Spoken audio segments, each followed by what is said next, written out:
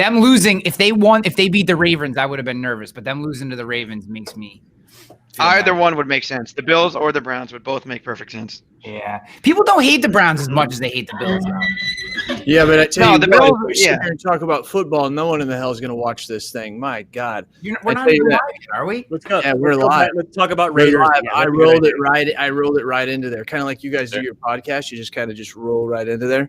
Hey, everybody watching live. We have 2 people. Hopefully we'll get more. Or really, we're going to have a bunch of bruised egos today. I'll tell you that right now. Where'd BF go? Oh, God, he's calling in. I guess something went wrong. Technical difficulty already.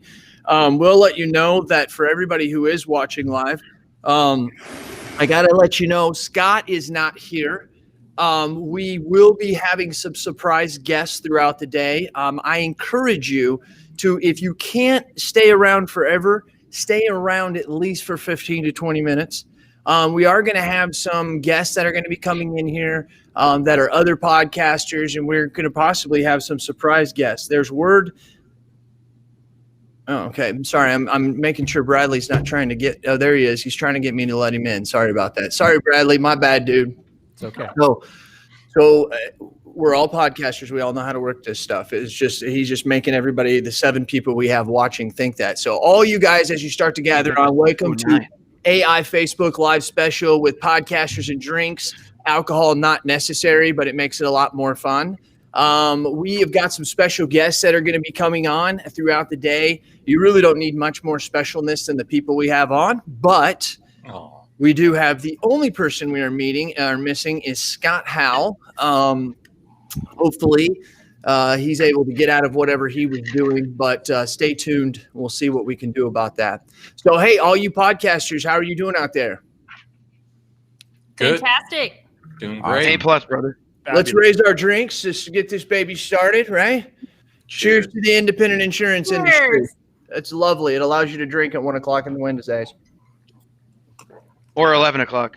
Or 11 o'clock or wherever you are, too, wherever that could possibly be. Ryan Hanley, tell us what you're drinking over there, buddy. Black coffee from Stewart's. This is a 518 staple. Stewart's shops and coffee sounded good. So that's what I did. All right. Okay. All right. I'm with you, Ryan. There's nothing in here but nothing caffeine fun. and fuel for the next live after this. So right. I save my alcohol for this evening. That's gonna be this evening. When no one's around to see how goofy you act. I get it. Ryan's I get it. Lipstone, what do you got over there, brother? A mistletoe mule, if you can see it. nice. Mistletoe. Yeah. I got that. Yes. What's in that? A little bit of Grey Goose, which, Jason, I know you're a huge fan of Grey Goose. Best vodka out there, right? A little ginger beer and some pomegranate seeds and a little crushed candy cane.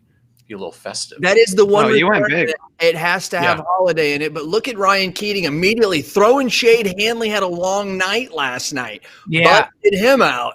Yeah, well, Keating, Tim Gould and I were talking the protege till 11 o'clock at night while I was pounding Lefroy. So, And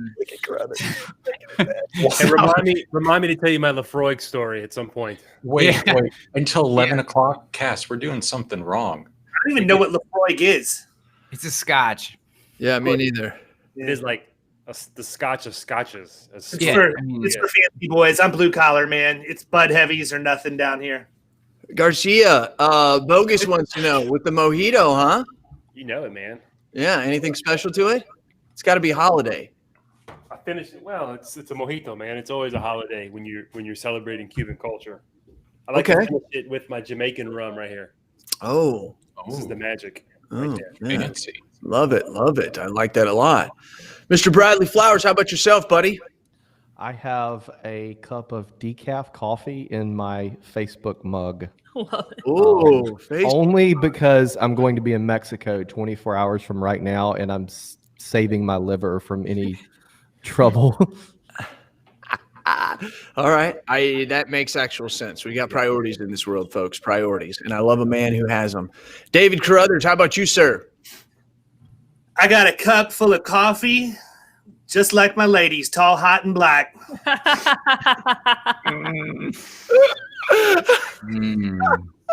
Full of energy. Conversation just went, Erik. Oh, this is great. This is fantastic. What are we? 6 minutes into it. Fantastic. David, thank you very much. I love you, brother. Anybody who's listening in the comments, we want to know what you're drinking. We can see you on the side. We are going to comment. We want to see what you're drinking. It doesn't matter if you're had a late last night like I did and you don't want to go until later, or if you're having some coffee, or if you're not, what liqueur are you drinking? It gets really good and it's really expensive, we might bring you on because we got a spot for one person here all the time. Okay. So if you want to come on, we'll throw you the link and you are in what you're drinking over there. Mike, how are you doing? What's up, guys? What are you drinking, brother? Hey, man, I got the Irish coffee in my power producer mug, brother. Extra big. Such a brown noser. Come on. In the Powers producer Look at that thing. mug. Look at that thing. How pretty is that? Keeps it That's nice and hot. Sexy. I got mine on my desk so everybody knows that I'm a cold-blooded killer. There's one there, but then every day I got a drink out of that, baby. For all the people that come into your office. Keeps it nice and hot. You know what I mean? So we had some friends staying at our house this past weekend from out of town. And I woke up and my buddy was drinking coffee out of my power producer's mug. And I said, just for the record, I don't buy coffee mugs with my face on them in a Superman outfit. Someone sent it to me. Are you that ripped, Bradley? Are you that That's ripped? just what he wants us to think. Do you have a bobblehead dog on there too? I don't. Not yet? No, I'll not send yet. you one for Christmas. You'll be a golden. Perfect. David, what did you say to reply to that? Right. What's up behind you, Ryan? His little bobble. I said Bradley doesn't buy coffee mugs dressed like that, but he does buy Superman costumes. This is a GNN bobble. Yes. Sweet. That was one of the dude. That was You've made it when somebody sends you a bobblehead doll of yourself. So. Yeah, that's exactly right. But we got all here ginger and cinnamon tea with honey. We got all kinds of people kicking in here. I'm with you, girl. I love it. Yeah, I didn't know espresso. existed. I tell you what, Ed Cooper's ready to go, huh? Come on now. Ed Cooper's going to be Double espresso one. Yeah, Jason. All right, Irish. Same here, bro. I don't. Oh my gosh, get out of here. Check this one out. Not a glove box. Zima, of course. Come on now. Remember Zima? Who used to roll in the back roads with that, huh? Yep. I'm from small town. Oh, man. And just back roads. Put the bed of your truck. You put the tailgate of your truck down. Hop in there. A couple Zimas. Come on, And then bro. all the girls will put the Jolly Rancher in it. Yeah. Flavor it up a little bit. I did that every once in a while. Yeah. Like a great Friday night with your You don't boyfriend. have to admit that, Cass. You could take that to the grave. Yeah, man. Okay. So some of the things that I kind of wanted to get out here is Katlyn and a bunch of podcasters, ladies did one last week, which I was very jealous of because it got great reviews and a lot of people watched it. And one of the things that they did, which I don't want to steal all their thunder, is they did, Katlyn, what was that game? I'm going to mess up the name of it. We played Two Truths and a Lie. Yeah, Two Truths and a Lie. And it was pretty hard to figure out. It really was pretty hard to figure out. Now, we can play that way, or we can sporadically, as I would like to do, someone try to give away some stories and we have to figure it out. We can do it all at once, or we can just spread it through the podcast. And I thought we'd kind of spread it through the podcast. So if you guys know any stories of anybody who's watching this of one of us, and you think it's probably the best story out there, please. It can't have happened after 10 p.m. Let's put that out there right now. Cannot have happened after 10 p.m. Yeah. And you You've send done a little too much conferencing, Cass. No. Did it have to happen in the U.S.? Wow, that's an interesting question. Yes. No. Anywhere, right? Why? Anywhere. Good question, Katlyn. Anywhere. Okay, so it's after. I mean, it's always before 10 a.m. We just have a curfew. Right. What state are you in? What state am I in? You asking me? No, who had the curfew idea? No. That was Ryan. Ryan did. We have a We're in curfew where I'm at. Texas. We're not used to curfews here. New York's curfew is like 4 p.m. in the afternoon. It's not a curfew like bad things can't happen. I just don't know who's telling stories of things that happen after 10 p.m. That's just Nothing good happens after 10. What time did y'all meet Freddie at? that's just my story. What time did you meet Freddie at? Freddie. Oh boy, that was early. That was early. That was before 10, right? That was definitely before 10. Yeah. Hey, Heath. Yeah, bourbon on the rocks, baby. Oh, we got some with some Woodford Reserve. Very nice. Yeah. Yes, we do. Yes, we do. Are you guys allowed to click and bring them on, or only am I? I think only you. Shoot. Okay. Then we got here Michael Shrillian, State of Confusion. Is that a drink? Am I out of the? Do I only drink vodka and have no idea what that is? I think that's the result of a drink. Gotcha. That's the response to the question of what state are you in? That Eric's like hopping. Oh, Erik. There it is. That flew right by me. Nice. He must be. He must be in California. So anybody Is have any crazy stories about the fact that you've maybe probably dropped an F-bomb or some kind of something maybe in a podcast that you probably shouldn't have, and it was just absolutely hilarious? Obviously, you can't tell what the story is, but has something similar happened to you guys like that? I've never cut an F-bomb out, but I've dropped a few. Anybody else? I wish my co-host was here. He could definitely be qualified to answer this question. No, listen, I'm qualified to answer this question about your podcast. Why? Go right ahead. We had one that hasn't been able to air. At least I don't think it has, because Scott spent the first 20 minutes describing bowel movements in detail in his office, talking about how the bathroom was right next door to the office where one of his people was interviewing somebody or onboarding a new client. I'll leave it to everybody's imagination, but Scott Howell definitely would have he'd have taken up the whole time. Oh my So God. next time, have him send you a clip of the dog barking, and you'll just overplay it. Yes, exactly. You should have a buzzer, Bradley, that you can just hit and mute him. Mute him. Yeah. I bet you that is a hoot.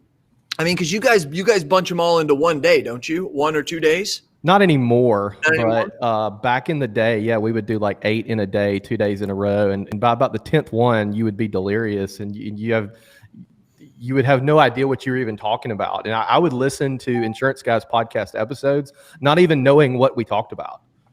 Wow. Dude, yes.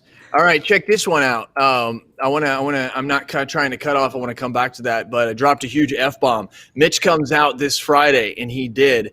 And I don't know, Mitch, I did not tell the editor to cut that out. So we'll see if that F-bomb gets dropped in there. It was good reason why he dropped it. He was saying something good.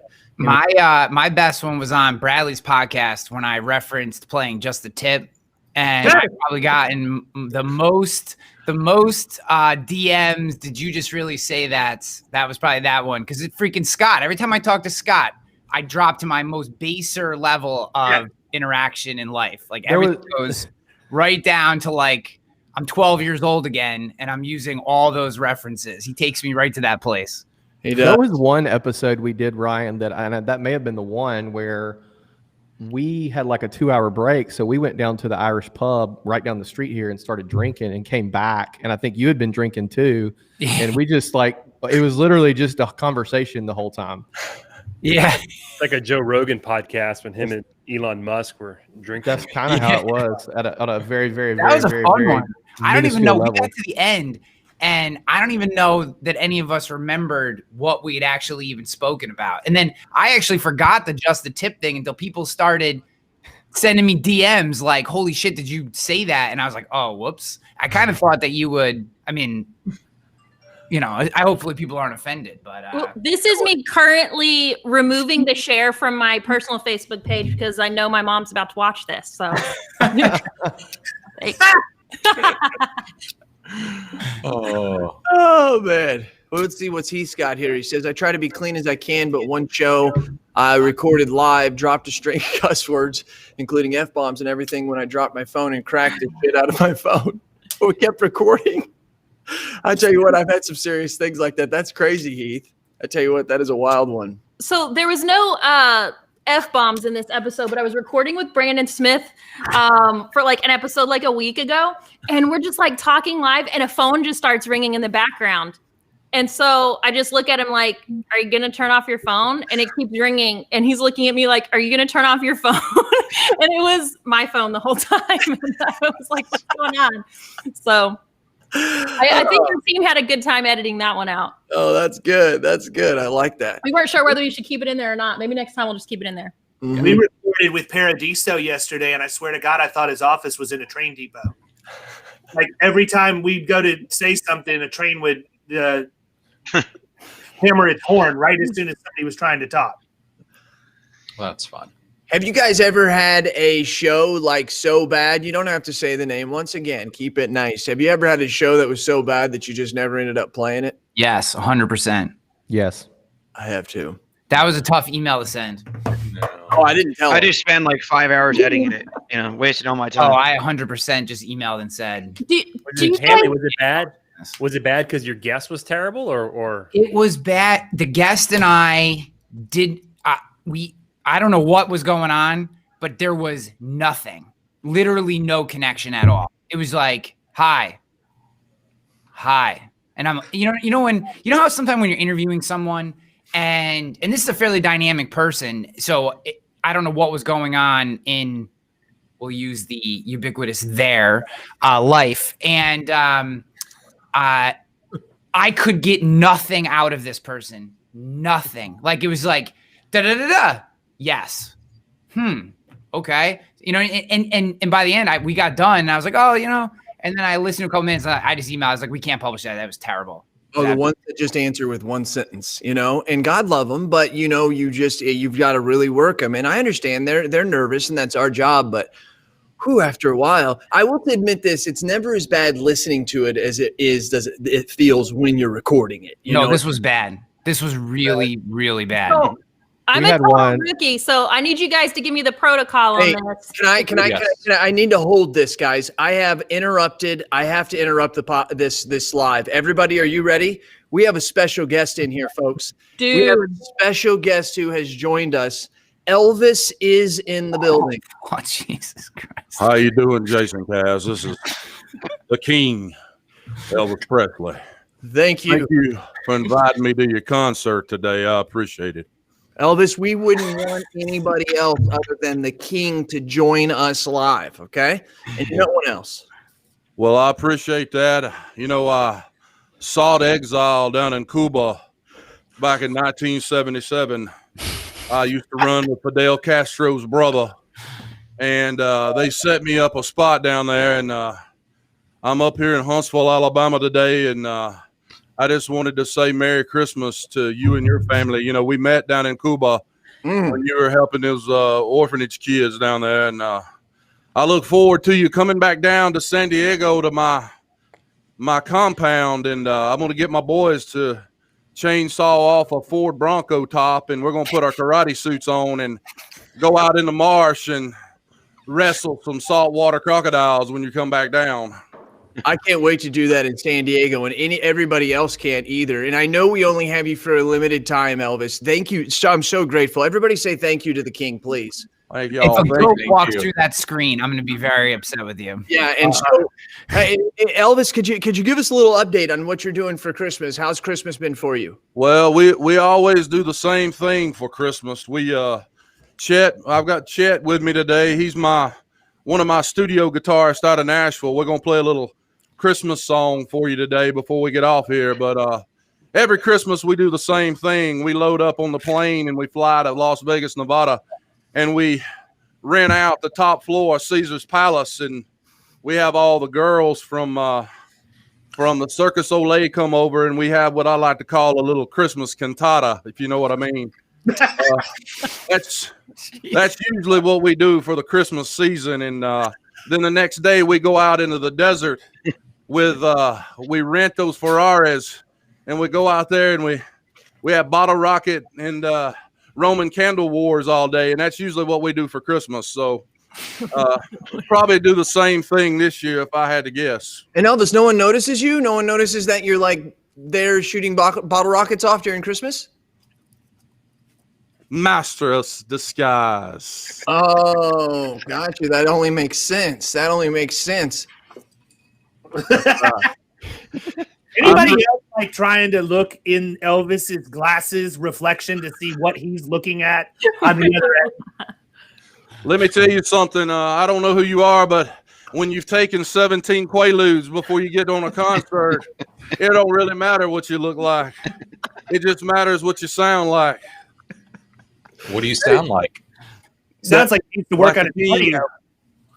So before we get off here, you got any other questions for me? It's so good to see you, Jason Cass. Please tell your family that the King said hello and Merry Christmas this year. And I can't wait to see you back down in Cuba the next time you come. All right, fantastic. I got one more question, but if you got to go, King, you can. I mean, it's all right. I know you got those Quaaludes are wearing off. Well, I tell you what we're going to do. Let's play a little Christmas song. I wanted to say Merry Christmas to you and all your friends that are on here today. And I just wanted to say Happy New Year, and I wish all of you the best in 2021. I got my guitarist Chet here with me. We're going to lay down a little track for you here before we get off this concert today. And I appreciate you having me on the electronic TV today. I really enjoyed being on here. Chet, let's leave them out with a little tune today.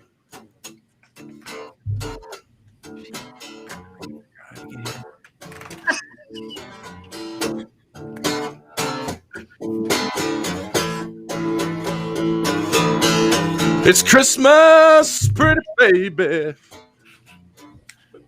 and the snow is falling on the ground.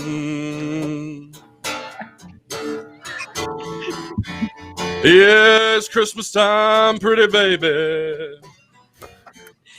and the snow is falling on the ground. The snows are falling down. You better be real good this year, pretty baby, or Santa Claus may not be coming to town.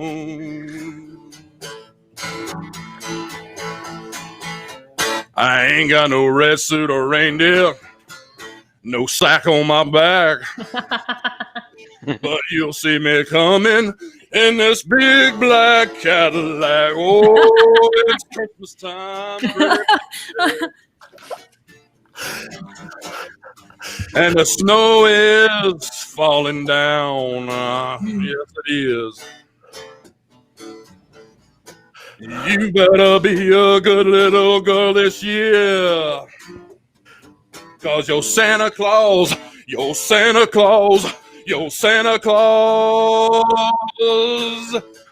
is back in town. Merry Christmas, Jason Cass. Y'all have a great year. The King is out. God bless Merry you, King. Christmas. Wow. Woo. That special. reminded me of this one time on a cruise ship. You're sitting in the audience just like twitching, hoping they don't call you on stage live. Nice job, Elvis. Wow. Scott Howell will be joining us here in a little bit. So he has decided, I just got word from Scott. He said that he's going to be able to make it. And so he'll be here in a little bit. He was a little late. So That's great news. wow. Speaking of podcasting too long. Elvis's wig needed a chin strap. The thing looked like it was getting ready to come loose. I like that he went close and tight on the back. That was nice. That's a nice look. I'm just surprised you didn't bring Priscilla. She's got a character. I think that's who was playing the guitar. Oh, I'm sorry. That was great. I didn't even know all of that. So that was super. Yeah, I'd be really impressed if you get Tupac next. Or Biggie. Oh, God. Tupac hologram. I see Justin Eggar just popped on because I texted him that he needed to come see the Elvis show. Oh. But Justin, tell us what you mean by that comment? Oh my gosh, that was hilarious. I'm having a hard time breathing, dude. I'm sorry. Oh my gosh.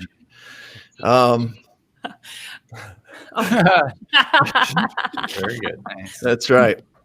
So, anybody else getting back? Katlyn, you were saying something right before we had what were we all talking about right before Elvis joined us? We're talking about having to pull your guests along. Podcast gone wrong, and I'm a rookie. I need, so if this happens to me, I don't know. I'm seeing y'all's examples here. He told us how he breaks the bad news, but y'all don't break up with people like that in real life, do you? Text, email. It was the audio. Yeah. Well, you'll get some, Jason, where you have to pull them along. Yeah. And we were really early, and we had a guest that we were so pumped for. And I was telling Scott, I was like, this is going to be like the best person we've had on, not knowing that this particular personality, you have to kind of, let's poke the bear a little bit. And we were about 30 seconds into the podcast, and Scott looked at me and goes, like, I don't know. And so you go into this like overdrive mode. So now we're at this point to where, like, if we get somebody on that is a little bit less enthused than we're expecting, we'll like, hey, we need to, you're gonna have to help me out on this and that sort of thing. But I agree. Dude. Our first 2 episodes that we ever recorded, we actually re-recorded because they were so bad, and it was never going to be anything but just a side project. And then people started listening, and I don't know about you guys, but we find that new listeners tend to go back to episode 1 and then listen through. And we were like, look, we're going to have to change this, because if they go to episode 1 and hear this, they're never coming back. Yeah. I think the interview process. Go ahead, Hanley. No. I was going to say something. No, I was just going to say the interviewing process. So I was trying to count the other day. Carothers said something to me, not just offhanded, about interviewing people. And I was like, I made a comment back to him about how many people I've interviewed, like, in my podcast career. And I was like, shit, I don't even know if that number is accurate. So I went back, and it's like 400 people. If you take Content Warfare through Agency Nation, through the Ryan Hanley Show. Right. And I think the key is you have to have one, you got to have pocket stories that you can go back to over and over and over again that work. So if you have that, that's a really good way. So Katlyn, if you got a guest and they suck, and some of them do, you just hit it, start telling a story. I'll literally just say to them, this is my podcast. I can say whatever I want, and I'll just go off on a tangent and start telling a story, because the truth is, it's your podcast. You can do whatever you want. So that gives you that angle. And obviously you're not doing it to be a jerk. You're doing it to what you're trying to do is give them some fodder and get them a little more comfortable if they're not answering. The other thing is, give them super easy softball questions early if they can't hit you. The opposite is also true. If I am worried about someone having energy, I'll give them like a ridiculously hard question right off the rip. Like, why did you do this thing that normally someone would wait 3/4 of the podcast to answer? Because now all of a sudden their brain goes from, I'm just going to kind of milk this show and hopefully he never asked me this question I don't want to answer, to, holy shit, I'm like, we're 2 minutes into this and I got to ramp my brain up. And then you get past that thing super early. There's just a lot of tricks that you can do. You can, give me your 5 favorite Ds. Hey, I think you can go. The one thing that I would caution on, and again, this is my perspective, I'd be super interested in everyone else's, is you can, I think you can also go really cheesy with this. I think there are a lot of podcasters who, and Cass does a good job of towing the line. I've told him before, like, his 3 questions that he does at the beginning, that's like 100% not my style. I know why he does it, and I think you do a good job of getting people to go deeper into those questions, which makes them okay. But I think sometimes when people are uncomfortable with a guest, they'll do like these cheeseball intro questions. And I do not think that adds anything. All that happens is people start hitting the 30-second forward on their podcast machine. And if they don't like whatever they stop on, boop, next one. So I tend to be, as soon as I know someone is dogging it, come super hard at them. And I don't mean like being a jerk. Like, what do you think about this technology thing? And make them either say, I don't have an opinion or whatever. And that will get their brain firing. And that usually turns it around. But so, I got a question. So like, I've been on a few of y'all's podcasts as a guest, and none of y'all like do like any prep. It's just like show up. I was going to ask about this. Does anyone do any prep? Yeah, no. You do, Mr. Lipstone. Oh, I do. Pages and pages. Pages. Yeah. Pages. I got to jump in. Like, I got to say one thing. Like, my guests are my clients a lot of the time, or my prospects. So for me, like, I have to prepare because it has to be good, because it's like I'm putting myself out there as, we do business together, but in this case, we don't talk about business. We talk about their business only. And I have to make sure it's super dialed in because they're my client. So I don't want to like bomb on the podcast with them, Jason busts my chops whenever I go on his show because I want to prep for it, and he'll bust my chops about that. Like we're bringing on like doctors and like really smart people, and we kind of feed them kind of an outline, like, hey, we're going to talk about these things. Yeah. So if I was going to start a new podcast, which I did MP Local, I would not ask those 3 questions or those questions at the beginning. I absolutely agree with what Hanley's saying. I think What are they, Jason? What are the questions? I think I've been 1 second. I think I've been doing it so long, it's now the expected thing. So my podcast, I'm able to get away with it.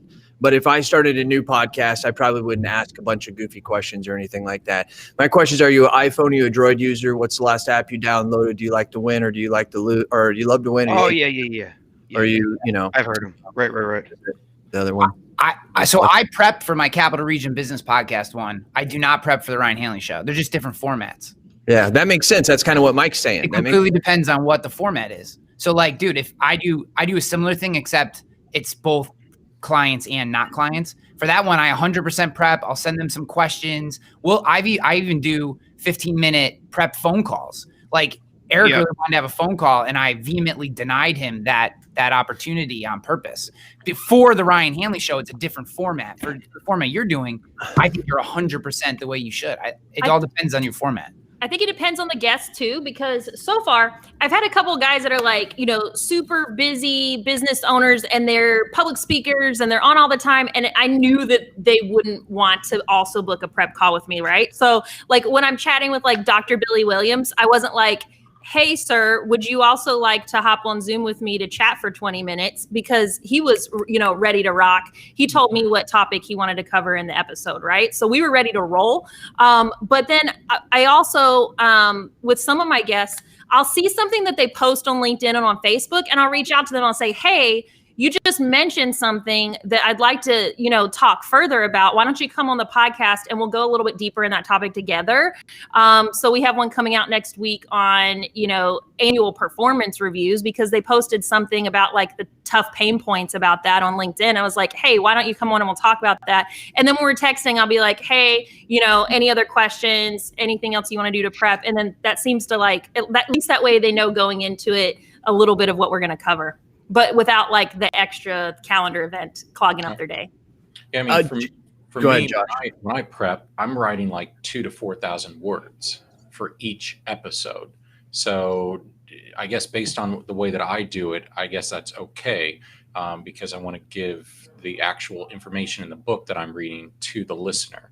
So I don't know if that comes through. I don't know if it sounds like I prepared or not, or if it sounds like I'm reading half the time, because I am reading most of the time. But yeah. So Jason, I stole your 3 questions. So do I continue that or do I not? No. I think yours are fine, because yours are different. That's what I'm saying. Let's take a poll. It's almost like your AMS for your agency. Like it depends on who that is for you. You know what I mean? That is the biggest truth I can say about that. And like you have to prep for it, because you're going to discuss a book with an author.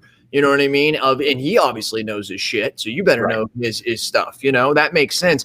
I don't do the follow-up of the beginning call for one reason, and I'm actually wish I did sometimes. I don't do it for one reason, and that's because I like the energy. I feel as if there's less energy if I do the call and then I call them and they start telling me stuff. I already know what to expect. It's just, I like that bam, bam, like, oh shit, I just thought of this. That was my reasoning for doing that. Well, I think listeners too like the investigative reporter-ishness of a podcast. Like I asked this person this and they had to come up with something on the spot. Correct. I like that. Yep. I think that's genuine. Yeah. So, yep. I think for me, it's just important. I want all my guests to feel like I rolled out the red carpet for them. It's their time to shine. And I want them to be able to get their message out and feel like I asked them questions that made that as easy for them as possible, because they might not be used to being live all the time or on podcast all the time. No, they're not. Hey, do any of you guys have an alter ego? Just Scott, apparently. I wonder if Scott, do any of you guys have an alter ego, or you claim to be like somebody? Does someone tell you, hey, you sound or remind me like this person? Anybody? No. Nope. No. All right. Yeah. Okay. No. Just boring group. Boring. Yeah. Fenster. Boring. They all drink coffee. Boring group. Yeah. Yeah. My buddies in college used to call me Fenster. You guys know Fenster? Yeah, from Usual Suspects. Yeah. No, David hasn't said anything for 8 minutes, but as soon as a movie reference comes up, he's like, yes. He's on it. He's on it. That's right. That's right. I'm a big dumb animal. If you give me Chris Farley things to answer or Will Ferrell, I'm going to run the table. Other than that, I bring nothing. Or HubSpot. We can talk about HubSpot. He'll bring something, I'm sure. No, I don't know anything about that either. Just ask Cass. He told me this morning. This is true. This is very true. The littlest thing. Hey, Mayor, I don't think we can see you. We've all been joined by the mayor. He's sharing. I don't know. Oh, no, he dropped. Those guys in those iPhones, they just don't work. I tell people you got to stay off the iPhone when you try to get on here. I'm on my third MacBook today trying to get this restream to work. I think it's got to be Mobile. It's got to be Mobile. It's got to be. Yeah, so hey, the mayor, we can't see you. We can kind of hear you, but we can hear David talking in the background and Katlyn laughing. Tim, mute your phone, dude. What's that, Bradley? No, it's not you. It's not you. It's the mayor. I was telling the mayor he needed to mute his phone. I heard something about HubSpot. Oh. Hey, Heath, how's it going? Can you hear us, Keith? You got to change your settings. You got to change your settings. 2020, guys. I know. Yeah, that's a weird delay on this podcast. Can we make fun of his jacket till he gets? We could. We could. I mean, I guess he's from Arkansas. Isn't he? The vest underneath and the jacket. Yeah, no, I can't. I know. Yeah, I think it's okay. Does the plaid and paisley print go together? No. Hey, I have a question. Can I ask a question, Cass? Please, Mike. To all you guys, because Please, I'm Mike. still, for the podcasting thing, I'm still learning as I go here, Mm-hmm. and I want to pick up some tips from you guys. Come on. Do you guys go? Do you record live? Do you edit, or do you do a mix of both? I do a mix. Do you go live? Like, do you stream live How's the editing? sometimes How's from the your editing podcast? go? To answer your question, I will. Yes, I do 2 a month live for like Brent Kelly. Okay. So I just did a Facebook Live with him. I always do them on Friday at 1:00 Central Standard Time. And then I'll do those and then we strip them. We put them on. That's a YouTube. And then, it's live. And then we strip the audio and then make it into a podcast. Do you always use like format restream? for the engagement. It really brings an energy that you don't get recorded. Because when you It get is true. from the people watching, makes a big difference. We would do a live call-in show sometimes, and those are my absolute favorite shows because we have no idea what the questions are going to be. Right. Oh, that's awesome. That's a great idea. That would be cool. Very, very, very duct taped together the way that we do it, but it works. Well, I don't think there's great, easy technology that allows that unless you're some big radio show. So I bet it is duct tape, but if it works, that's cool as can be. One thing I want to ask, Gary Vee pushes the community, the text messaging thing, and I'm signed up for it with him, and I get these text messages or whatever. It's a way that you can bring your community together. Now, you could use this even in business and stuff, but has anybody seen that or played with it? You got it? That's probably why they're showing it to me because Bradley. So explain that to me and how that works. So it's designed. You want to know how I use it, or you want to know how it works? Yeah, tell us what it's about and then how you use it. So essentially, it's automated, unautomated text messages. So that's cool as can be. I'm hearing One feedback. second, Mayor, I think we can hear you now, and we're getting a back kick from you, buddy. I'm signed up for it with him, and I get these text messages. Let me bring him up. Sorry, go ahead. There we go. It's okay. Yeah. So we use it. They assign you a number. People text anything to that number. It opts them into your essentially text drips. The key with community is you can't schedule. So it's different than all the other texting automations. They're only sent out in that moment, and only one person can have access to that. And it is assigned to their phone. So if you're texting, a lot of celebrities use it now. If you're texting back and forth with Beyonce, it's Beyonce. So we use it as a way just to kind of capture some of our listeners, and we'll send out episodes early and things like that. Sweet. Okay, I've heard really that you do that. I heard that you do that on your podcast, and you've offered that, but I didn't know how you were doing it. And here I had no idea you're using community. Okay. I'm not great about doing it every week, but we try just as a way to interact. Slide a little ad in there, a little 5-second. Hey, check us out here because we're awesome. We're launching that 1-1. Community. I don't remember if it's community or not. I think it may be because I talked to Bradley a couple months ago about it. But yeah, we're going to do it for opt-ins in our email marketing and some other things. Guess who the biggest investor in community is? Salesforce. Salesforce is? Yep. Oh yeah. So there's something going on with community and Slack and sales. Look for that. My number is 251-237-9383, by the way. Say it again. 251-237-9383. Do you everybody get that? Sounds like someone wants a text from you very soon. So when you guys do your live segments, what do you use? What software do you use? Restream. I use it right here. Yep. This is pretty cool. This is awesome. Yeah, it is really awesome. It's really easy to use, and if you watch with a click, I can drop backgrounds in there. See, I can drop. Oh wow! I can change any of those. I've got all kinds of backgrounds over here that you guys, I guess, can't see. But yeah, so it allows you a lot of flexibility. To be honest, I've done a lot of these streams. Bradley can tell you, and they're always crap. This one actually, I guess he said it took 3 MacBooks to get up. It was me. It was not you. I was trying to use a DSLR as my webcam, but it's okay. This is the best one. Yeah, it really truly is. And I got this from some other people who were bigwigs that said, "Hey, use this one." And I'm like, okay, because I was on with Kelly Donahue Piro, and we were doing a very serious one, and it dropped literally like 6 times in 5 minutes, and it was so embarrassing. That was awesome. So embarrassing. I hated it, and I'm like, "That's it, Sarah. We're not using this anymore." We found this. So, anyways, and you can do LinkedIn on this, and you can do YouTube. You can do 30 platforms. So just not for podcasters. If you're watching this out there, this is a very valuable thing, even like Mike's talking about, because Mike is with Team Business is what he has an agency out in California, but his Team Business is his podcast. And like he said, you do it for your own clients on there. Yeah. I do clients, prospects, and it's really starting to gain some traction now where prospects that I couldn't get in the door with for years are coming onto the show because they want to talk about their business. People love talking about their business.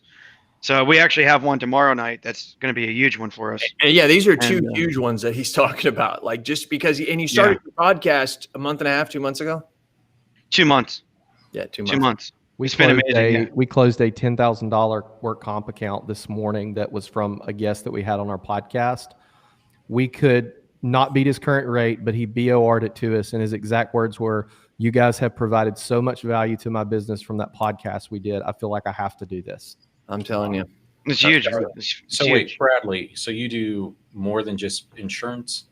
Yeah. We have a local podcast here called Centers of Influence, which is literally a case study for a future keynote presentation. Like, because I was telling people, you need to do a local podcast. Most of you can probably agree when most people call you for advice, you give it to them, they don't take it. And I got frustrated with people not taking it. And Mitch Gibson was actually the only person that has so far. And I said, you know what, screw it. We're gonna do a local podcast. So that's kind of how that came about. Okay. That's awesome. Yeah, Mayor, can you be heard now? Well, that poor guy, he's having a tough time. All right. Well, sorry, we'll bring it back off. No, that's good stuff. Mike, keep going. You got any other questions? No. I got to say, for anyone out there listening who's thinking about starting a podcast, I mean, it's just a lot of fun, and it changes up your day-to-day monotony. I think we're all of us here in the insurance business, but it really changes it up, and it gets you talking to your clients on a different level about different things, connecting on a different level, especially nowadays where you can't go out and see people. I mean, it's awesome. Yeah. So. And it did the way it did on the insurance. We all on here get our emails from people who are like, dude, that was unbelievable. That changed my life. I like that. We all get that.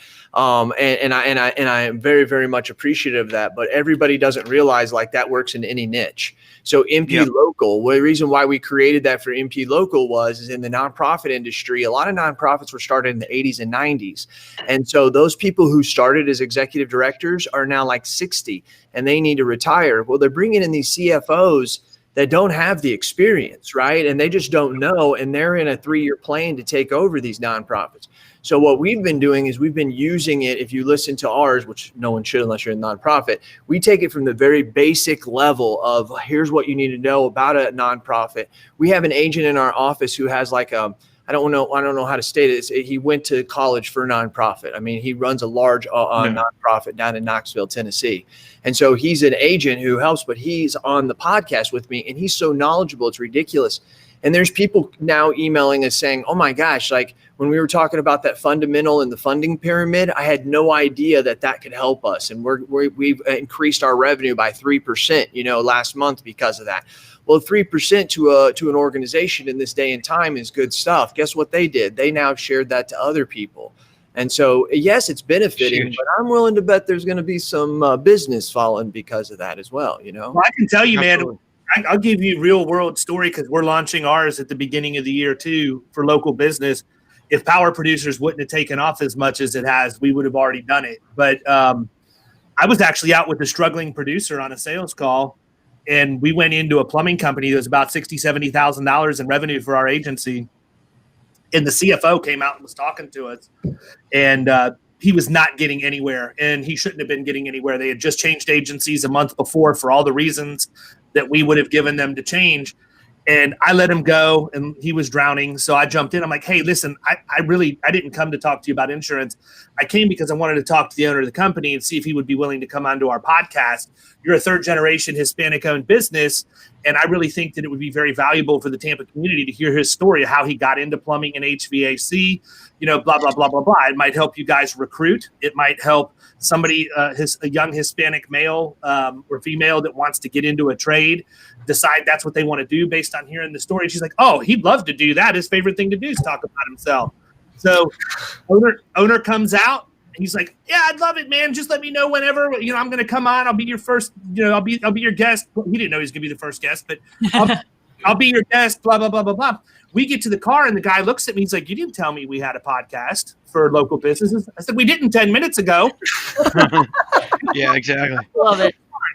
And the whole thing is, I had the whole spiel. I'm like, oh, maybe you've heard of our podcast. It's called Babel, Bay Area Business Leaders. He's like, where'd you come up with that name? I said, I'm the dude. Killer be killed on the street, brother. You either have street smarts or you don't.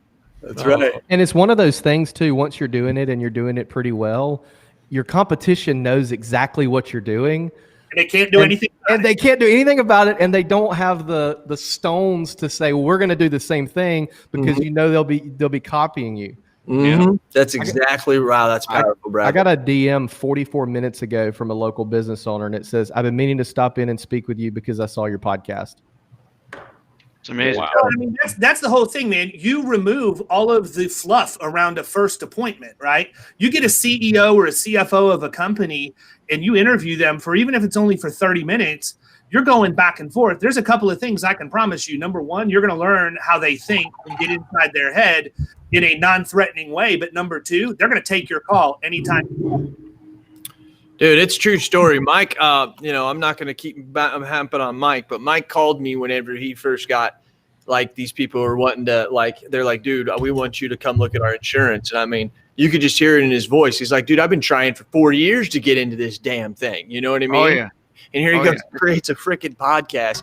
I can't say it enough. I mean, and I really do. That's why people probably get tired of it on my podcast, but I'm doing it for a reason because I'm hearing stories like that.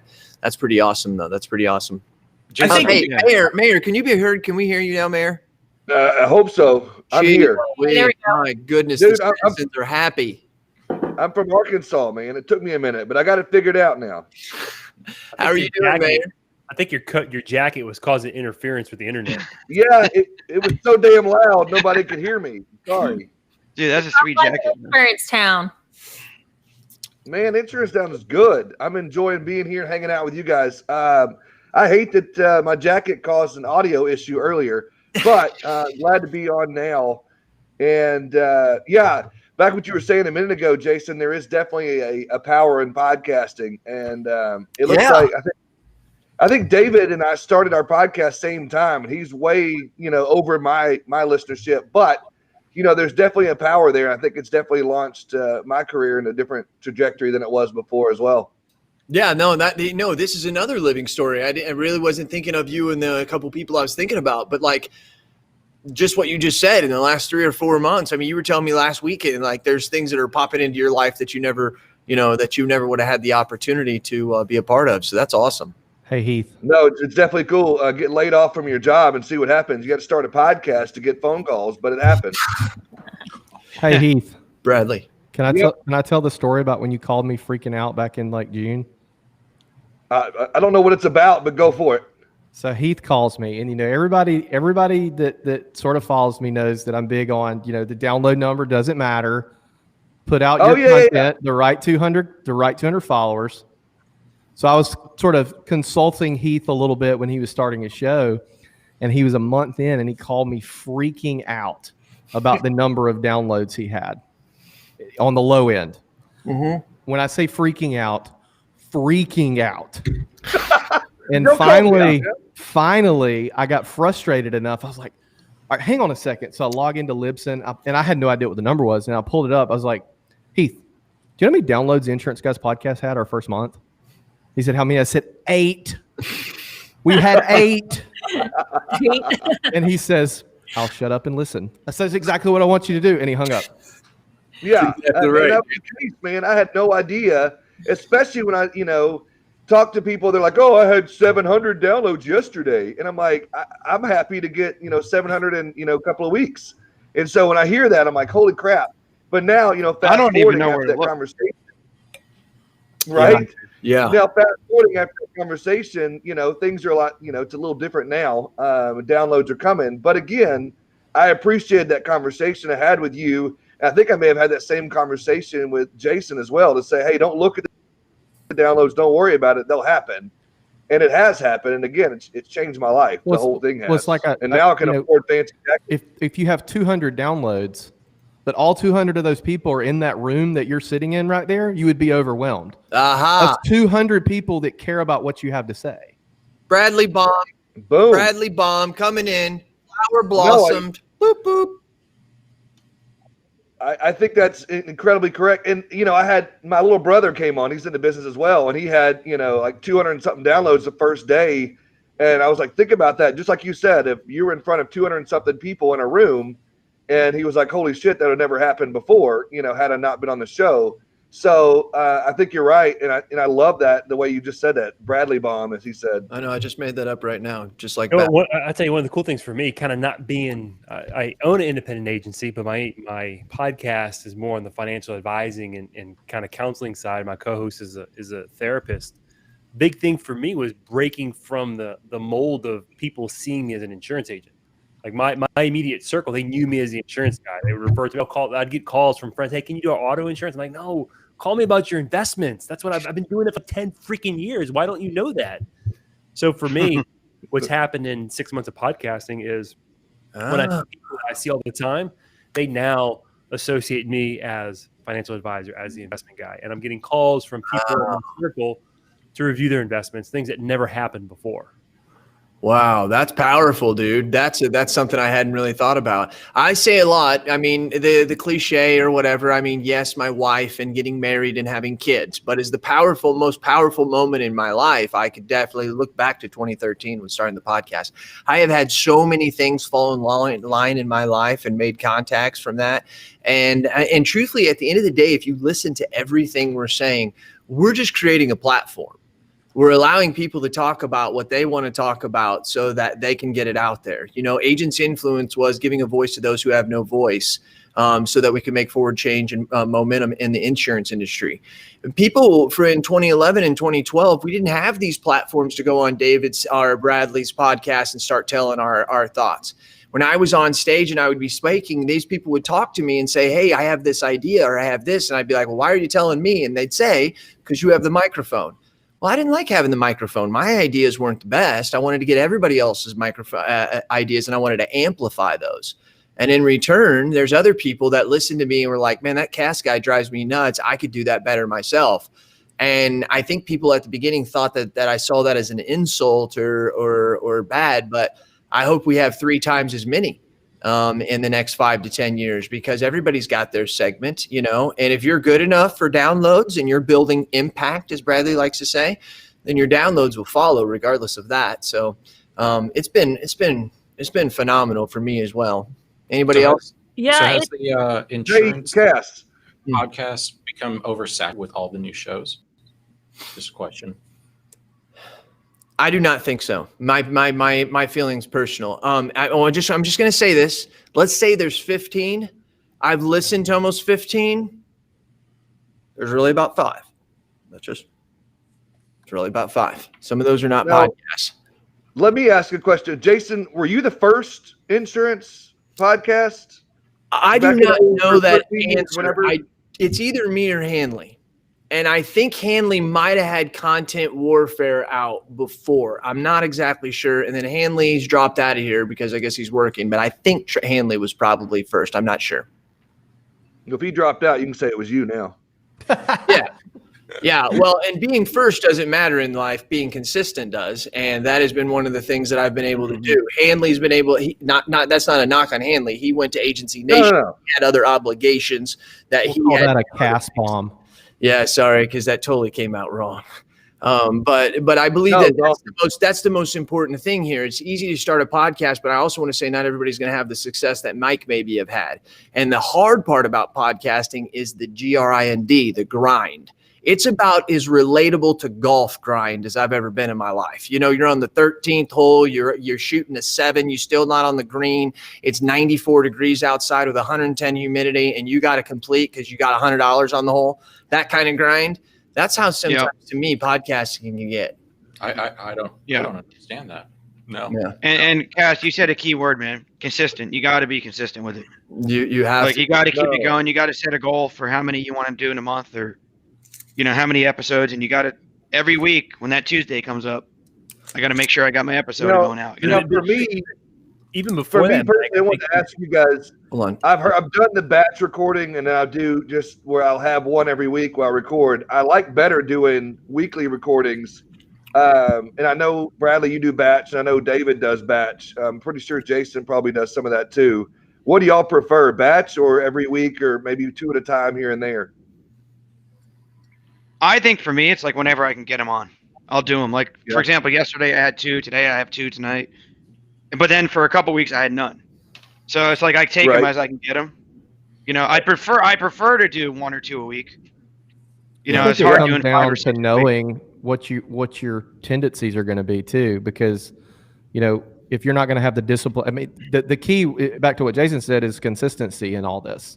I think one of the things that attributes to some of our success is the fact that every Wednesday morning, without a doubt, every Wednesday morning we're going to drop a new episode. And I think that if it wasn't for us batching, we wouldn't be able to do that. So I think either you need to batch or you need to at least be a little bit ahead. That way, if you miss a week, you actually don't miss a week. Absolutely. Right. I can give you guys the secret to success on this. I'm serious as can be. Sarah built it for me back in October of 2019. It was you guys are all doing it. I just built one for Hanley. You guys, we all send out this, hey, you want to be on my podcast? And they hit back and go, yeah, what's the date? Then you hit the date, and then they go back in the day, and you do this back and forth thing, and it's causing you not to have podcasts done. And I can just tell you all that because people who take this, you take the link, you send it to somebody and say, I want to get on, and you're done. You show up to the thing, you record, you're done. If you do that, you'll get so far ahead. We're all the way out to February 11th right now. And I didn't know that, but it's so easy for me. I just give them the link and I'm done. And when they fill out the form, if anybody's been on my podcast, which you all have, you guys get the form in the thing. Here's the rules. Here's everything. Because sending that back and forth prevents you from getting the podcast you need done. If you shorten and perfect and automate that first part, you'll do more podcasts than you ever knew. Yeah, and Sarah's been, she's amazing with that kind of stuff, man. Yeah, just keeping it pointed for you, Yeah, totally. Yeah. And hey, we are joined by another guest. I know I don't want to get off. I don't want to get off all the time on the tangents, but then break them up. But Nicholas Ayers, how you doing, brother? How you doing, brother? What's going on, sexy? Yeah. Mm-hmm. So we wanted to bring you into the podcast conversation because you got the better podcast, which is kind of insulting to all of us. His room always looks so cool. Someone said we got the best podcast. And I said, well, we're better than the best, so it's cool. Whatever you want. I mean, it's hard to be better. It's just hard to be better because whatever it is, it's better. So you've only had it for like 4, 5, 6, 7 shows. I'm not exactly sure. 10, 12, whatever. 12. You were 12 today. We dropped yours today. Yeah, baby. Yeah, he did. I told him to call his host and tell him shit's about to explode. He dropped cast today. Hey, now Nicholas, how has podcasting helped you, like in the first 12 or so? Anything that you would say that would give us little tips or tricks that you found? I was kind of listening to what people were saying before you let me in here. You kept me in the waiting room for like 30 minutes. So thanks for that. No, I would say I have no idea. Like, because it's only 12 episodes, I don't look at analytics or metrics. The only reason I know what's going on is I see, like, on our YouTube channel when I'm putting other clips out, I see views, but that's just because it's in my face. But other than that, I don't look at it. I don't pay attention to it. Do you think it's been an impact to your business? I think any time that you could show up all the time is an impact to your business. It's fuzzy ROI at this point. I mean, it's not trackable. There's no attribution to it. And I don't really look for it to be that way. I mean, I think a podcast, in most part, whether it's for my business or anybody's business, it's a very top of funnel thing, anyways. And so it's awareness, it's brandability, it's showing up, it's being consistent, it's all that stuff. That's very top of funnel stuff. And so that's how I approach it. I don't sweat it. I do it because it's fun and I like having conversations. And there's no shortage or any lack of desire to hear myself talk. And so all those things play well, and it's easier than doing a lot of video sometimes. And so it's right. It just feels right doing it. Yeah, just talk. You're just talking. Just have a conversation. I don't prep. I don't put, like, when Cass came on our show, the only thing I ask anybody is, hey, is there anything off limits? Yeah, we'll talk about it. What's off limits? And they'll say nothing. I go, okay, cool, let's roll. And we just talk. I don't even know what questions we're going to ask until we ask them.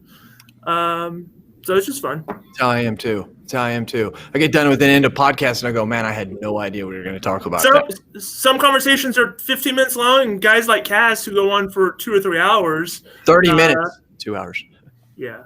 So I mean, it is what it is. I mean, Hanley, did you sell something? Yeah. Well, I had a second call with a mortgage referral partner, so I was just locking that shit in.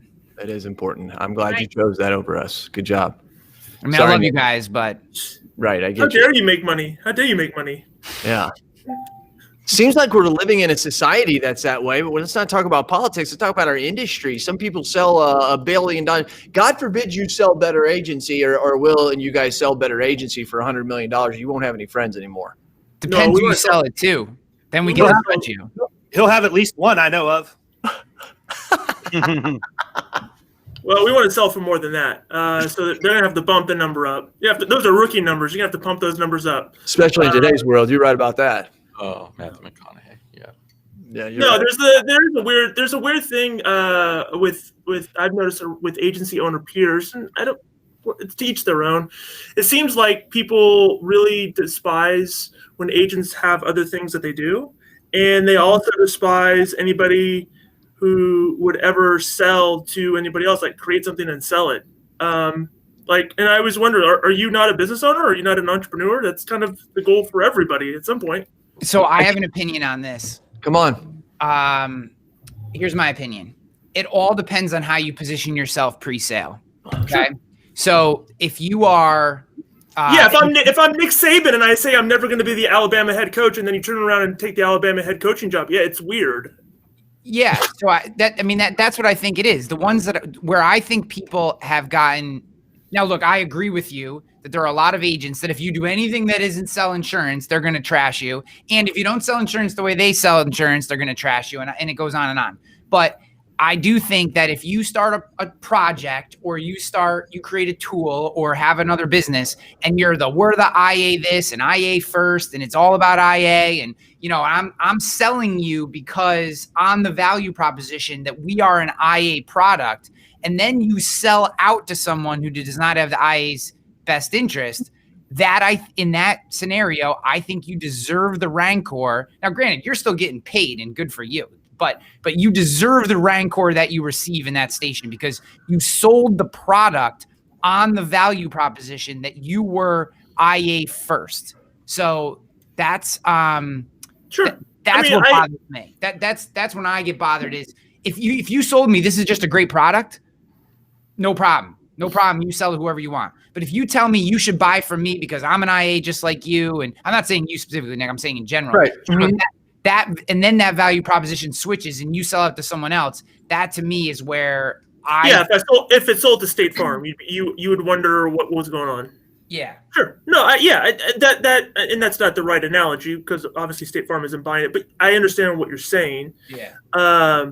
It's in how you, as long as things fit in line with your ideals and your own convictions, then I think you're okay.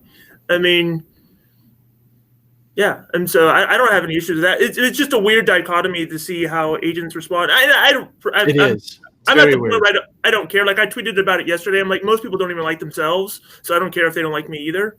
I thought that was a good one. Like, who really cares? Like, you don't even like yourself half the time. So I think you're hitting on the head, and I think people just do it like they do with their cars or anything. They get personally involved in the fact that, and emotionally involved, which is okay. I looked at 4 different AMSs. I spent between $15,000 to $30,000 to get signed up. I went through this whole headache, and now you turn around and sell. And I think there's like this little bit of jealousy yet bitterness that comes out because it's like, yeah, we're breaking up. Yeah, I spent money. And at the end of the day, I got to go find another one, you know? I will say this, and I'll just say it about Tech Canary. When Tech Canary sold, there's a lot of people that were like, man, whatever. The people who were hurt the most and gripe the most, and I want to say gripe. That's not fair. That's right. The people who were most vocal and disliking it were the ones who were in the middle of doing a transition with them. Sure. And like, you know, those it was inconvenient to them. Right, and that makes sense. I get it, but that doesn't mean that like everything we do for the rest of our life is trashing. And I just think also it's built into our society. We have this society where, you know, where sometimes being someone whose work is ahead is kind of getting pooped on, you know? So yeah. All right. You got to keep a 20% hater quotient. That should be your goal. If 20% of the people that you're interacting with on a day-to-day basis don't have at least a small amount of dislike for you, you're boring as shit. And that goes in line with the discussion that we were having on Twitter yesterday, Hanley, which I felt like it got a little distracting. But it was like, if whether you sell insurance or you sell anything, you need to have there needs to be a clear line as to who you are. Vanilla doesn't get very far in anything. It doesn't get very far at all. I completely agree. I mean, and it's okay to repel the people that, because I always tell people like, well, someone say, well, these people, if I take this stand, these people won't do business with me. And I go, they weren't going to do business with you anyways. Who cares? And what they weren't eventually going to, this is what I think is interesting about that.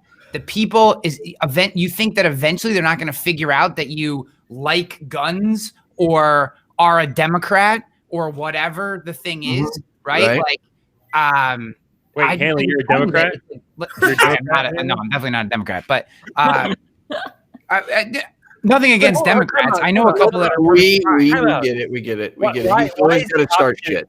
But hold on, why is the option they don't like you, so they don't do business with you, or they like you and they do business with you? I do business. I think it's a ludicrous idea. I'm just saying that is the mentality that we have. Is that if I put myself out there, all these other people. This was Nick and I were involved in a conversation on Twitter in which there was a disagreement, not necessarily me and him, where people were like, you gotta be the middle and be there for everybody. And I get that perspective. I just don't agree. I'm with Nick. I don't agree with it. Be who you are and let people choose.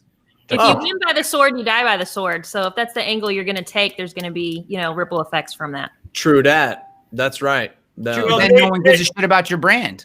Yeah, then your retention goes. Name anybody in history, it doesn't matter if they were in business and politics and religion, who was bland and you know their name. Like whether it was Jesus, Bill Gates, or I'm just naming random Socrates, it doesn't matter. Yeah. Like, Jesus and Bill Gates. This also doesn't mean that you have to be out on a stool yelling your political views or whatever views from the stage. All I'm saying is I don't know that you need to hide from them. You don't have to be purposely vanilla is what I'm saying. It's not even political views. Like I tried to bring up in multiple times in the conversation. It's, do you feel like there's somebody in the industry that takes advantage of your clients? You should probably talk about that. Yeah. And you should probably talk about why that's not a good thing. Like, it's not just, hey, I voted for this guy or I worship over here. It's nothing to do with that half the time. It's taking a position and throwing stones at the common enemy that you and your prospect both have. Yeah. It's why should someone choose you? And what everyone goes to in a way to be vanilla is price. Hey, we're quick and we're nice to you and we're cheap. And I feel like it's every single one of us have said those three things at some time, and it does not separate you, and we all use it because it's safe. And I think that's perfectly fine. I just don't know how. I don't like, for every established agency that's listening right now, they don't have to worry about it. You can just live on your renewals the rest of your life. But if you're trying to grow, I don't know how you do that. I mean, Katlyn, I look at your guys' branding. You guys have an edge to you. Quantum has an edge to it. It doesn't mean that it's off the wall, but you know what your value proposition is. It's sharp. It's you know what I mean? Like it's there. So I think it's about having like a clear goal and a clear message, right? And you want to stand really strong and really bold on those things. So for me, that's like, I passionately believe that you have to be a rock star at new business organic growth to be able to grow and scale and compete in the modern market. So I'm going to like hold strong to that. Part of that means that I think the internet leads are more predictable than referrals. And that might be like, you know, a great hot topic for discussion, but I have to hold strong to the things that are part of my message and part of my purpose, which is to help agency owners grow and scale and compete. Right. But that doesn't mean that I have to be loud and bold about distracting topics that are just my opinion on things that have nothing to do with what I'm here to accomplish. And so I think that's where the balance. But that's provocative enough. When you say, hey, I think internet leads are better or more predictable, however you want to verb it out, are better than referrals. That in our industry could be provocative. And so when you are going to your ideal client that you guys are trying to recruit as an agency, and you say that, they're going to say, yes, how can I jump on it? Or they're going to say, I don't think so. I'm not down with that. Right? It's a line. And so it's something, it's red meat to the people that you want to do business with, and they are going to do business with you. And so it's not out there stumping around and saying, hey, idiots, you do referrals, but you can use that positioning as a means as a magnet to attract who you want. Yeah. And more importantly than that, you can repel the people that you don't want in your organization. Yeah, I mean, what if your message was, hey, the corresponding thing to a standard agency would be, Katlyn, if you went up to them and go, hey, you want to start your own business and access to markets? Right? That's the freaking standard. That's the standard network or whatever, you know, not that you guys are necessarily a network, but just a broad stroke idea of what hey, that's what you want. Hey, you're sick of being this agent. You want to come here. But what you say is we push new business. We buy leads. We work fast. We work hard. We have a process. That is taking a stand. And I guess that's what Nick and I were saying is not politics or whatever. Yeah. It was you have to have something that defines who you are. And if you can't articulate that, then no one cares. And let's be honest. Half of everything in this world anyway is divisive. And people are going to argue with you about anything. And so I think anytime you have a clear message on anything, whatever that message is, when you're clear about your message, clear about who you want to do business with, that's naturally going to have opposition to it anyways. Yeah, and spend your time working that topic instead of getting distracted from stuff that has nothing to do with what you're here to do. If it's going to be 50-50 either way anyhow. Yeah, but some people sell. I mean, here's the other side of it though, because I want to be fair to people who do talk about politics. That's part of how they attract people. It's true. It's just, as long as I think the important thing is it needs to be a tactical choice. It's not even necessarily how they attract people. I think it's for some people, they're like, hey, I'm a business owner. I'm also here to have fun, have a great lifestyle, meet people, hang out with people that, I enjoy. And I just want to be real, And so I think that I can respect that even when somebody has a political view that, might make me twitch a little bit. Right. Yeah. I agree. And the issue is not defining who we are. It's being true to who we are once we define it. That's where people run into a problem because I can take a hard line on everything, but if I cave and sell on price the next day, I've just thrown everything out the window. And you're naturally selecting the people who are going to want to do business with you and that you're going to want to do business with. And as long as you go about that with blinders on and you don't look left and don't look right for the people who don't fit that mold and that you realize are probably going to be a pain in your rear end, forget revenue pressure because you're only perpetuating the problem by dealing with people that are a pain in your rear end. Come on. Focus on the business you want to write. Don't write anything but the business you want to write. And guess what, people? I'm speaking the truth in something that I've lived. It's not like I was born with a silver spoon in my mouth. I grew my agency from my dining room with cash in my pocket. And the hardest thing for me to do was say no. But the easiest thing about my days today is the fact I've got a book full of clients that I chose to bring into my company. And it's a pleasure to serve them every day that I wake up. Basically, what he's saying is quit. 1 second, Bradley. I have to summarize what he said. He basically said, quit tripping over $100 bills to get to hundreds. Yep. The problem is he doesn't understand technology. If only David understood technology, that is everything true. would be better. I can't believe how much of an automation expert he is and doesn't understand technology. Brady, please, sorry to cut you off. He's running on Microsoft Excel as his AMS. So, for us too, to pile on, like if we have a customer that has a bad experience, we can somehow trace back to, because of this thing, that's actually not our model client. Usually it's something around technology where they're having problems getting something signed or something done. They're all pissed off. And how about when they tell you they can't use DocuSign? How about that one? Yeah, like we should have never written this person to begin with. God, that's so true. God, that's true. This is what I'm dealing with right now. I just had this conversation with David. What was it, 2 days ago? Where I was, I've had some account. I'm starting the killing commercial process is starting to work for me, and I've had a couple accounts come in, and I'm like, I was telling him, like, this is what I like to do. I really like this. I have all these other a-holes that I wrote when I was scrambling for revenue who don't really like the way that I work.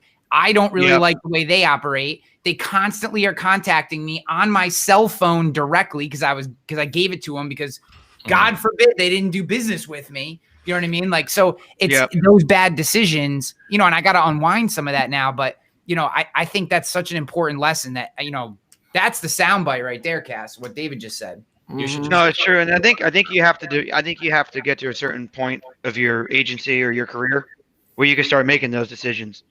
Early on, you have to bring on clients, right? You have to generate revenue. You have to build a foundation for the agency. But yeah, I mean, Bradley said it so well in the fact that, like, if they can't work the way we want to work, then we just don't want to work with them. I mean, if they can't sign a DocuSign, if they don't like a client portal, if they can't use a mobile app, if they can't use our claims process for submitting claims, then you're just going to spin your wheels for really an end result that's not going to be positive, And there's a fine line too, because to me, having worked for a direct writer, the attitude internally was, this is the way we do things. You need to get used to it, Mr. Customer. And I don't necessarily agree with that. I think it's a matter of finding who your target client is, how do they want to do business, and you work your way backwards. So it's a marriage of the two. It's not, this is the way we do it, everybody get used to it, but it's also not, you're a punching bag for every single piece of every single $100 bill that comes in your door. Well, I also think there's a good fit for every client. So what I actually have a spreadsheet in Google Docs of referrals, and these aren't bad clients. They aren't necessarily, I'm not saying these are like idiots. They're just people that I don't work with. So like trucking. I now have 3 people. I had one, David gave me another name to Ed Cooper. I just sent Ed Cooper a referral today for trucking. So now I have 3 different people that when I get a trucking lead, I don't do trucking. I don't want to do trucking. When I get it, what state is it in? Okay, I look on my list, boom, boom, boom, off the trucking goes. If I get this, I send it out. So I think a part of our job is to find the best place for them. Now, sometimes it is the State Farm agent down the street when it's some non-standard guy who's going to put a bunch of claims in. But if you can find a group of our peers and know, hey, when this comes in, I'm going to send it to this person because they're the best for that. And what that does is that's the serendipity of our channel. That's helping each other, growing each other. Because I'll tell you, the first 6 months of my agency, my number one lead source was referrals. Hey, bud, was referrals from other agents who had clients in New York State and needed help. So I think it's very important that we think that way. Rancor. Rancor. I think these are famous words of Hanley. I've been writing them down. Serendipity. And he said, "Oh my God!" Wait! Say that again.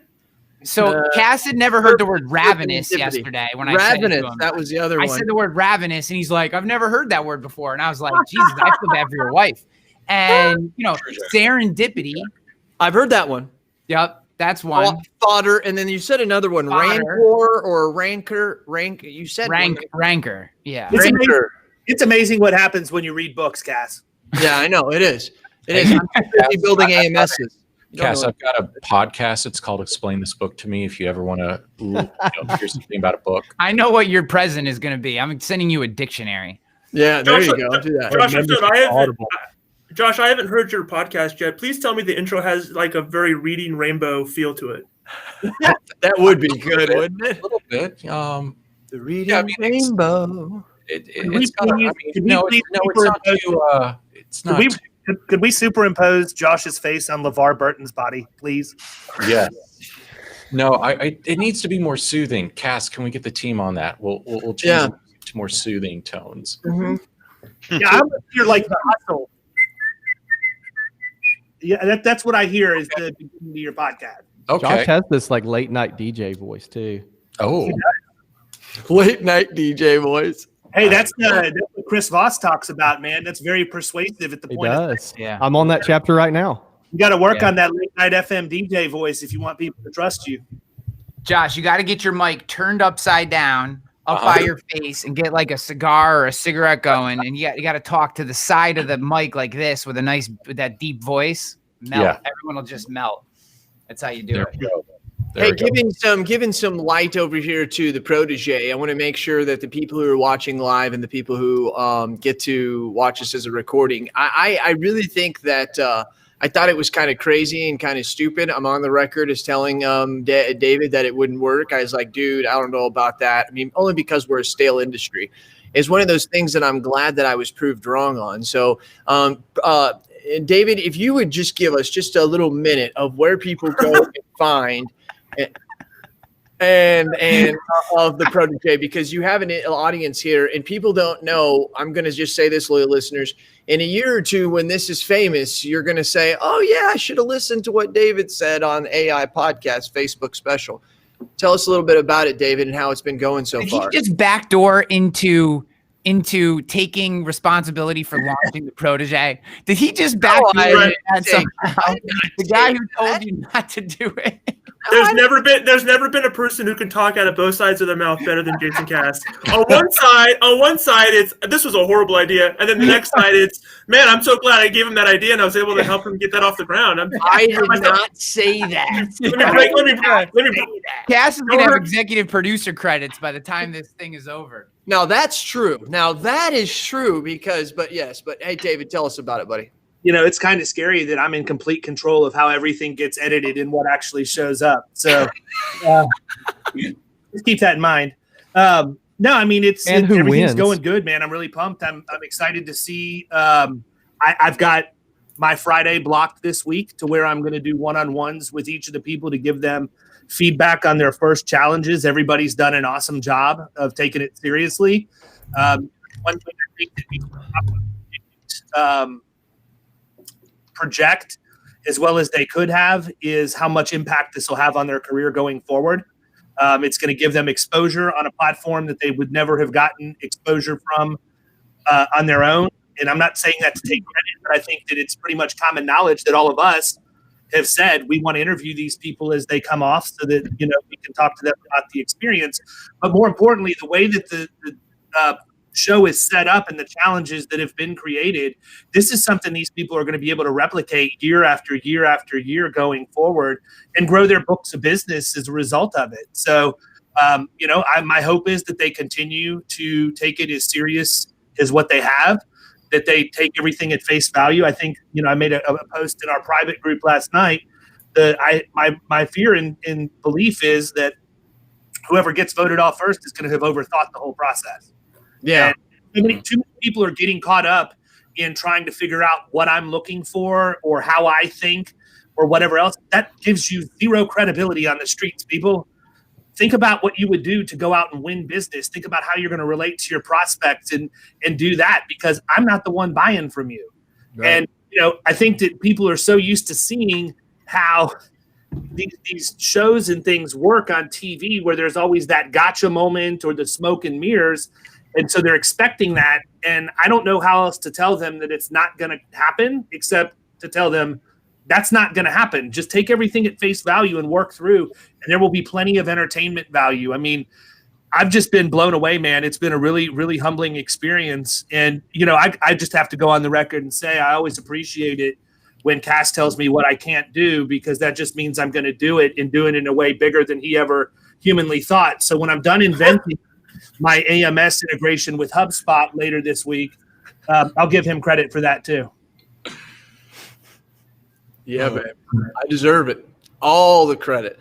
I've been saying we need an insurance reality TV show for a long time, because there's some crazy stuff that goes down. So I'm excited. It's Katlyn's idea. Katlyn gets the credit, not you, Cass. Yeah, I did not say I get the credit for that. I said it. I told him it was a terrible You are just idea. This is so ingrained. Like you started with, I thought it was a terrible idea, and you ended with, you're basically launching it to the world, and that he, thank God. Okay, I guess. Back and know that that's not what I meant. You're fine by me, Cass. You're good. I know what you were saying. No, I was just saying. What I was actually saying is I was wrong. That's really what I was saying. You're good, man. I know. Hey, but anyways, he can say something if he can. Probably he's going to sound smarter than the guy. So he's talking about kidney gains. Yeah. Because I have a big Hanley, do we have a Bills Sabres fan there or what? Oh, heck yeah, sick of Bills. Hey, I do want to say one more thing, Cass, and that is that one thing that people are finding out is if they believe in themselves, they can accomplish pretty much anything. Because I don't think that it's me misspeaking to say that some of these people are way outside their comfort zone. Oh, yeah. And the fact that, the flippant response would be, well, if you think you're going to be a producer, you need to be outside your comfort zone all the time. But that doesn't mean that it's any easier for somebody to put themselves at risk that way. So I don't care if these people get voted off or if they win the whole thing. The 11 people that are going to be featured have already won, because they put themselves into a position in many cases that they've never been before. Mm-hmm. Some of them have no clue how to go about, using video to promote themselves, their brand, their agency, or anything like that, and they're doing it. Then you got guys like Brady Neal and Derek Hayden that are out there essentially, creating their own show in every single submission that they do. And I mean, it's been inspiring to me to see what an eclectic group of people we have, and that each one of them attacks every challenge from a different angle. There weren't two people who had the same solution in the first challenge. And I don't think, by the way, I don't think any of them were right. Hey, David, from a coach's perspective, I think that one of the things I found the most interesting is like last night, three of our team members got together. I jumped in as well, sat there, and we literally, first it started talking about the actual challenge, and it morphed into just a general insurance industry conversation, and you're having all kind of woven around what the challenge was. And the additional the giving a focus and the challenge, the idea of a challenge, it creates really, really dynamic conversations. I think everyone who, I know I've already taken stuff out of it. It's week 2 and I'm just a coach, so I think it really is a wonderful thing. I think the hardest part's going to be editing it. There's so much good stuff in there. You're going to have to hire a crew, bro. I already have it. That's not a problem. I figured so. I'm just, it's one of those things I learned along the way. I'm very naive about things most of the time. But what I was going to say is, there's so many nuggets. There's so much good stuff in there. Like, I wanted to keep this thing at like 30 minutes for an episode, and I think I'm really going to struggle to do that depending on how everything plays out. There's just so much good stuff there. So much good stuff. Guys, we're going to wrap it up. I do have a fire-breathing rubber duckies call here, and then Bradley had to jump off because he has a call as well. We have to work twice as hard because Hanley and that team is just going to kill it. Hanley's haters. Any last-minute things that any of you guys want to say? I'm going to toss it over to you. Maybe you do, maybe you don't. Thank you very much for everybody who is watching and contributing to this. I think this is a great thing. One thing I wanted to say at the end is when we kept talking about differentiating ourselves, I just kept thinking of that's why we do podcasts, right? It is the main differentiator today. It really, truly is. You can walk. I mean, I remember back when blogging was first coming on, and I would go to my clients and say, hey, I'm going to write a blog and I'm going to put your business in it, and then I'm going to share it on my pages and all this. And they used to get excited about that. And I'm not saying that still don't do that, but I'm very, very happy with understanding that podcasting has been a tremendous thing. And I'm just not talking about AI podcasts. You can go to mplocalpodcast.com, mplocalpodcast.com. I do it for my insurance niche as well. And it really, really is amazing. Mike, any last minute thing you might want to say, buddy? Man, I just, this was a lot of fun, man. Thanks for putting it together, Cass. And, I got to get my podcast room looking a little more like Nick's. I don't know what I'm doing wrong. I know. He always has the cool lights. I like yours, though. I like yours. I like it a lot. You like mine? I gotta touch it up a little, man. It doesn't look as good as Nick's. Get some blacked out curtains if you want to go Nick, and then put some light on it, and you got it. You know what I mean? What do you guys like my shirt though? It's pretty cool, huh? Yeah, he said he liked my shirt. I like your shirt. Your shirt's nice. I like it. Team business. Mike, it's been great having you, buddy. It's been great having you. Erik Garcia, how about you, buddy? I don't know, man. I wonder how I fell into this group sometimes. Really? Well, that's a good question. That's a good question. We're lucky to have you, though. It's a blessing to be here, Jason. It is. So nothing big, nothing about your chickens? Chickens are doing good, man. They're doing good. I love you and your chickens. Final words about what? About like... Yeah, just didn't say anything. Buy anything? By building-us.com. Okay. If you're tired of listening to the same old stuff on all these jokers podcasts about insurance, there's a lot of truth there. Nice. We actually have different types of guests on our show. Yeah, that's right. Go ahead. No, that's okay. I like it throwing Jade. Hanley, throw it. I would just piggyback on your podcast and saying there's still undiscovered country in video, and I think that tools like Made You Look and what Nick has done and the work that he's done to get more agents using video, whether they pony up the cash or just peep on his free shit. I think that the message of video has not been picked up.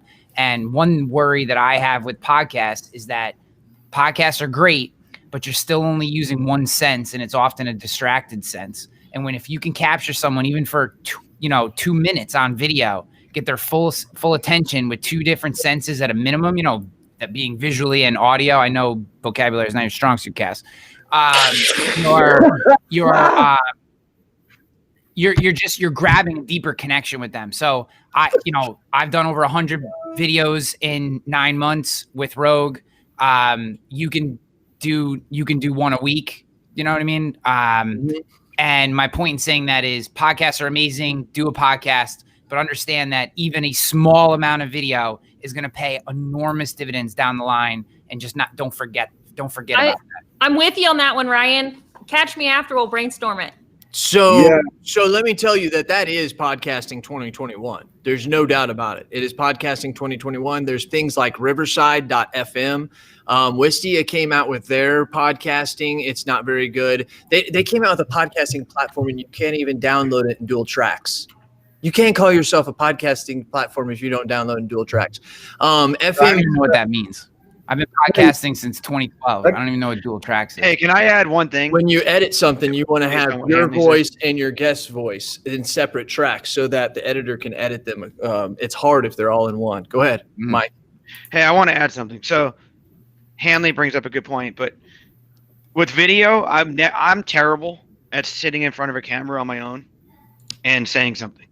No, you're not. Like I suck at it. I'm not good at it. No. So for me, like the podcast and like even the interview type of session where I can talk to someone back and forth makes it a lot more natural. And I think I just come across better on video doing it that way.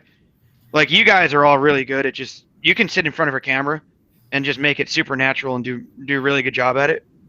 Whereas I think a lot of people, they have a hard time. So I think maybe adding a podcast or maybe an interview type situation for them to get on video might be a good first step to feel more comfortable. Just something I want to throw out there. No, that's a very good point. Now, I think I'm better doing it without the video, only because my mind is so conscious of what I'm saying that I'm looking at the person and I'm thinking to myself, like, what are they thinking? If I don't have video, I can literally just talk and I don't give a shit what they're saying or what they're thinking. Yeah. And I'm sorry to say that, but it comes off way more visual. I am hooking up with Bradley Flowers. I wish he was in here. He has a video editing person that is absolutely amazing. And because we see it coming down the line, we're getting requests from Team Business, from Katlyn. All of our people are like, hey, I want to go on to video. And so that is where this is going. It's going to be video with just the audio strip turned into a podcast is where we're going with this whole stuff. So you're right, Hanley. And I want Katlyn to go next, but I have a thought on that. Okay. Katlyn, did you want to say something? Oh, thanks, Ryan. Yeah, I'm gonna. I just wanted to thank you guys for this awesome fireside chat today. Before I bounce, I just wanted to piggyback off of what you guys were saying about like why you get into podcasting, how it's helped you. And I just think one of the cool things was that like pre-COVID and pre this like podcasting wave, we were doing keynotes at events, right? And those are like super fun. And I miss events. I can't wait to like I meet you guys in person and, high five you and be able to like chat and have dinner afterwards. But when you do a keynote, you have captured attention of, 200 or 300 people or however many for, your 30, 45 minutes or your 60 minutes. And then it's done. It's over. It's gone. And what I love about podcasting is this great content that takes time to put out and prepare and think through and plan. It's recorded and people can go back to it and it doesn't disappear into thin air. So yes, there's a grind to podcasting. It actually takes a lot of time. It takes a lot more time than just the 2 hours a week for the 2 episodes that you did. You're planning, you're networking, you're chatting, you're prepping, you're getting your notes ready. You've got to get your lighting ready and your audio and everything before you can even go live. And then you got to think about, rinse and repeat and keeping everything fresh. There's definitely a grind to it, but I think it's so worth it because man, I heard like a great episode with Brent Kelly the other day. So I was able to go find more stuff of Brent's and be able to like dig in. And that's what I want for my listeners is I want to put out great content. So if they hear something that's great, they can go back to it and catch it on other episodes. And that just wouldn't happen in a keynote. So it's something I'm grateful for in 2020 and a way that we've really been able to get creative and make sure that we're still, getting great content out there. With Age of Independence, we're 2 months in. This week, the episode is a tribute to Tony Hsieh, the CEO of Zappos, who that's a good one. over the Thanksgiving holiday. That episode is great. If you guys have a chance to catch it with Zach Gold and Jeff Shee, it's a super special one. And we have so much great stuff planned for the agents that are listening over the next couple of weeks. But I can't thank you guys enough for your support, for being champions of Age of Independence, for the text messages. And podcasting has definitely changed my life because of the great, guests that I've been able to have on the show over the past 2 months and because of you guys. Amen. I thank you very much. Go ahead. Before you go. Yeah. I do want to say, what do you got to say? Specifically, I want to say, to you and to Hanley, thanks for being the pioneers to go ahead of all of us so that you can lay that groundwork so that people like me and Katlyn and the other ones on here can have our platform. If it wasn't for you guys, and I'm not just kissing your ass, I mean that. If it wasn't for y'all, we wouldn't be able to do this. So thank you. I appreciate Nick. I appreciate what you do with IAOA and all the things that you've done. I don't know the other two as well. I listen to, and I appreciate that as well. Just thank you guys so much because I couldn't be the mayor without you guys. No problem, buddy. Thank you. You too. Yeah. No, man. I remember when you were starting that thing. It's awesome. What I tell you, just fucking do it. And I've got Cass dropping on mine tomorrow, so I'm gonna blow up. And then I want to have some of the other guys on here. It's gonna be a good week for Cass. Fuck you. For me, for all you guys. My numbers went down when Cass was on my show. Yeah. Good point. That's awesome. That is awesome. Hey, Mitch Gibson, email me so you can get on the show, bro. Yeah, Mitch Gibson's a great one, dude. Yeah, Mitch is back to our. I got to get off here so I can make sure. Josh, back to our pitching me on the show. Last thing you want to say, buddy?